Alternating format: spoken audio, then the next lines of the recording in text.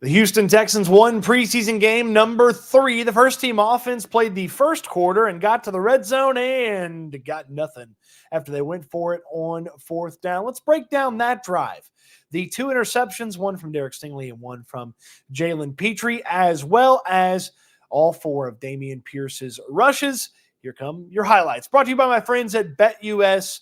The link in the description down below is where you can sign up. You'll get a 125% bonus up to $2,000 on your first 3 deposits. Let's get to the highlights, and let's start with the play that got the Texans into the red zone. Nico Collins, and that guy pulled a little okey doke. He fell down. Nico is just so big and agile at the wide receiver position. He's a tough cover for just about anybody. As you see it, he opened some things up there with his ability to break that tackle. And I'm not also sure that he wouldn't have had another 10 or so yards if he broke that additional tackle as well. But the vision that Nick Caserio had when he traded up for Nico Collins, it is starting to come to fruition through last year and this year. Because you have to worry about the wide receivers, sometimes you forget about the tight ends. There goes Brevin Jordan across the back of that offensive line, and there he goes for nearly a first down, 9 yards for number 9 on that play. And I love that one from Brevin Jordan. It sets up a 2nd and 1. Now, I paused it here because I think this is certainly a situation where I would have taken a shot into the end zone. If I was the Texans, I maybe would have tossed one in there, but you're going to see Stefon Diggs come across the formation, take a rush, and set them up on 1st and goal. So I understand that, but I maybe, just maybe, would have taken a shot here into the end zone with maybe what you'll see the next play will be. So there's Diggs, there's the handoff. The Texans like Diggs with the ball in his hands. They think he's actually a really good runner once he gets the ball in his hands. So you may see that a handful of times this year. 1 for the first down. Now this one is a go-to between CJ Stroud and Nico Collins. It's that front of the end zone connection that they try to get. It feels like every time they get in the red zone. This one sails a little high, though, and you can see Nico Collins have to go vertical for it, ultimately leading to the defender with the ability to push Nico Collins out of bounds. Nico knows it. He's like, oh, come on. CJ knows it's like, come on. But watch the replay here. Nico, it's a little high, so he's got to go up. If he doesn't go up for it, I think the defender's arm is right there in the way to make the play, but Nico still comes down with the catch. I mean, he catches the football. It's not a catch because he's pushed out of bounds. But if he doesn't go vertical, I don't know that he catches it. So a tough one there. But almost. No, Brevin, it wasn't a touchdown. CJ's like, come on. So after you don't get any yards on first down, you hand the ball off to Dameon Pierce. And I don't think that one went the way the Texans wanted to. We'll break that one down a little bit later on. Next, 3rd and goal. And you're got to get it in the end zone here, or you're kicking a field goal, or you're going to go for it, which ultimately is what the Texans end up doing when they are faced with a 3rd down that they don't convert. But watch this one. A little bit of pressure there from the tackles. You see Blake Fisher and Titus Howard have some trouble with their guys. CJ Stroud's got to step up. Shaq Mason's guy gets loose from him, so CJ can't take it straight. He's got to kind of fade a little bit, and because he's got to kind of fade a little bit, he doesn't get set.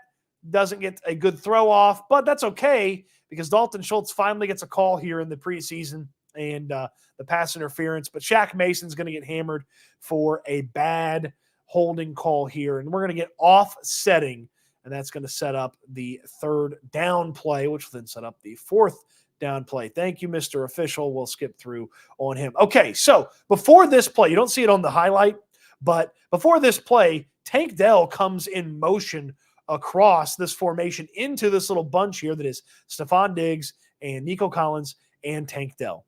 And my goodness, I really want to see those 3 operate together in that bunch formation a bunch this year. Because what are those 3 defenders going to do to defend those guys? So let's take a look at this play. Now, CJ doesn't even really take a look left. This almost feels like it's pre-designed to go to Dalton Schultz. If he stays with it left, I think Tank Dell, if you see him at the top of the screen, gets loose from his guy and is there. You probably get Nico over the middle if you stay with it, but the immediate throw, a little bit of pressure gets up in his face, so he's not totally set, and this one just skies and gets away from him there, setting up this 4th down. Now watch the tackle on this one, Blake Fisher, over on the left tackle spot at the top of the offensive line. Brian Burns hits him with a nasty spin move. Here it comes. Whoop! Chris Berman, my best Chris Berman impression. And he's got a free run at CJ Stroud, which forces Stroud to go ahead and make a decision. Watch that defender, though, standing at the front of the end zone there under the E for the Texans. Check him out, because I feel like even if Stroud doesn't get this batted down, that guy maybe has a chance to make a play for an interception. And so does the other guy kind of closing on this where Stroud throws it. But big Dexter Lawrence is going to get his paws up and knock that sucker down. Let's run that through at the end there so you can see it. So watch this again. Dexter Lawrence is going to get his paw up to knock this down, in large part because CJ has to hurry up and make a decision. But even if he does get the pass through, I think that was probably going to be at least an incomplete pass, maybe an interception there as well. Wouldn't have mattered you to turn the ball over no matter what. You needed to get in the end zone once you make that decision to go for it. CJ Stroud talked about it after the game. They didn't game plan for it. That was just their base offense, running some plays that they have practiced. In a game plan situation, you probably attack exactly the weak part of that Giants team, and you go out there and you probably put that in the end zone for 6, and Kaimi Fairbairn comes out to make it 7. I'm breaking down these videos, and I'm thinking to myself, this could be fun to do after regular season games. And I got to wondering, I wonder if my friends at BetUS, when you get signed up, the link in the description down below, I wonder if my friends at BetUS have the week 1 line for the Colts and the Texans up just yet. And when you know it, they do. So after you get signed up at my link in my description down below, and you get that deposit bonus of 125% up to $2,000 on your first 3 deposits, you can check out that week 1 line right there on BetUS. And the Texans minus 130 favorites, 1.5 point favorites in this matchup, the Texans versus the Colts. And I got to say, this one is probably going to come down a little bit and maybe get a little bit closer to even by game time. You want to jump in now, you can at the link in the description down below. I'd wait on this one just a little bit, because I think the Texans could get as good as even money, and you get a better odds there for the Texans in week 1 if they get down to even money. They're the favorites right now. I was a little surprised they were the favorites. Did you think they would be the favorites right now for week 1 in Indianapolis after as close as it was last year? I didn't. Let me know in the comment section down below. If you didn't on your way down there, check out that link to visit my friends at BetUS. Now, let's look at some of the interceptions from this matchup. All right, we start with Jalen Petrie. Now, as you notice here, this is a play that is just kind of it's just kind of a mess here. The offensive line, the defensive line are all tangled up here. This one's just a little bit of a mess, but you see Derek Barnett start to put some heat on Daniel Jones. And 95's been really good in training camp. He put some heat on Daniel Jones. He's got Jones in his grasp, which at the same time, Jalen Petrie has a little bit of hands on the tight end, but they're close to the line of scrimmage there. The official keeps the flag in the pocket. Petrie's not actually touching him that much. He just kind of has his hands on him, but he works around the tight end or maybe the full back there for the Giants. And Jones makes a horrible decision, and it's pick 6 Petrie for the easiest pick 6 of his life. You see Derek Barnett with the hands up celebrating there in the end zone. This is Petrie's success here. He gets the pick 6. The other 10 guys took care of their business to set this thing up for Petrie to have that. So great job there by Jalen Petrie, set up by Derek Barnett. You're going to see the heat here from 95. He gets on to Daniel Jones, and oh my God, Daniel Jones, don't you know that 2 points is not nearly as dangerous as what 6 points is? Come on, take the safety there. Hold on to the rock. Don't make a total boneheaded decision. All right, let's get you here to the next play here, which is Derek Stingley doing the wide receiver thing for the wide receiver. Top of the screen there. Daniel Jones with so much confidence. It's almost like he was trying to throw it to Derek Stingley. I mean, Stingley just excellent here. He's on the inside of the receiver. The throw's not far enough, right into Stingley's hands. Matt Burke's like, we're going to see a lot of that this year, aren't we, D'Amico? D'Amico's like, get the offense out there. Let's go. All right, Stingley just ripping that sucker away. Perfectly played by Derek Stingley. A full season of Derek Stingley, a healthy season of Derek Stingley is likely an all-pro season for Derek Stingley. Okay, that's why I very much feel if he plays 17, he's going to be an all-pro for this team. Now let's take a look at Dameon Pierce's 4 rushes from this game. And look, I'm not going to be super, super critical of Dameon Pierce because I don't feel like the offensive line did a great job, but I also don't feel like Dameon Pierce did a great job. I'm going to blame them both a little bit. On this play, I want you to watch Stefon Diggs on the bottom of the screen here. I wonder if Diggs is supposed to catch this wide receiver. He kind of ignores him and goes to the second level for the safety. I don't know who's supposed to be out here, but there's 2 defenders and 1 blocker. So Cade Stover is going to ultimately take the outside defender. And I feel like at that point, Pierce is probably supposed to take that sucker outside. He decides to go inside, though, and it goes basically nowhere. But look again here. As we watch this play, 87 is going to be out here. There's going to be 2 defenders. And what's he supposed to do? I mean, whoever doesn't block is going to get a shot at Dameon Pierce. I guess once he takes the outside one, Pierce is supposed to take that flat and go to the outside. But I don't love the result of the blocking on that.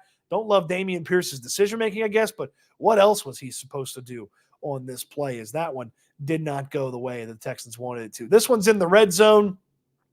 Based on the fact that Shaq Mason flies through there, I guess he's supposed to head through where Mason was, but it looks to me like Kenyon Green has, Titus Howard has been pushed in there into that hole. I guess there's a hole right there in front of him, but it would have been tough to get it there. He ultimately ends up in the back of Kenyon Green, and maybe he probably should have gone either to the left of Green or to the right of Green and tried to get it out there a little bit. There's just a lot of defenders right around there. Let's watch that just a little bit here more. Dameon Pierce basically ends up in the back of Green, but it looks like there was space to the left or to the right of Kenyon Green, but he just bounced into Green, and it goes nowhere yet again. Now, this one, I might have a hard time blaming Dameon Pierce for anything. Just watch how quickly the Giants defenders are in the backfield. I mean, credit to Dameon Pierce, actually, because 2 Giants get a hand on him, and guys run into him right away. I mean, the Texans are lucky this wasn't a safety with how poor the blocking was on this one.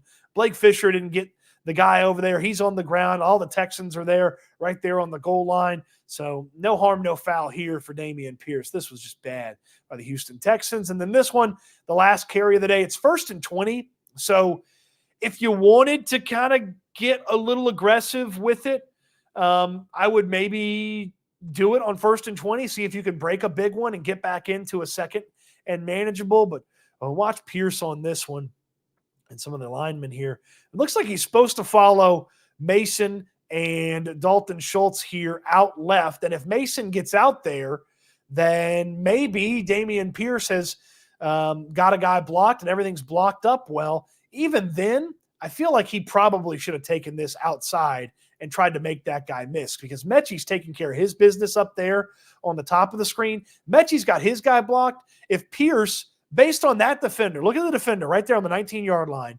If that defender is trying to stop his momentum to make a tackle, Pierce could cut that thing outside and take it up the top, trust Mechie to make a big play, but he decides to try to beat the defender maybe to the spot. He ultimately ends up with 3 yards as the mass tries, kind of catches up with him there. But, that wasn't great. I don't know that it's totally on Dameon Pierce here in this matchup. The blocking was not excellent. Did he hurt himself a little bit with some of the decision making? That's what it certainly looks like. But 4 carries, it's tough to make a total sweeping judgment on Dameon Pierce. And the coaching staff knows what the line was supposed to do and what the other 10 guys were supposed to do and what Dameon Pierce is supposed to do. So they'll be the ones that can aggressively criticize those plays and maybe give Dameon Pierce a benefit of the doubt because of the blocking, or can be critical of Pierce and his decision-making ultimately. But I'm going to have a hard time crushing Dameon Pierce on this one, watching those plays saying,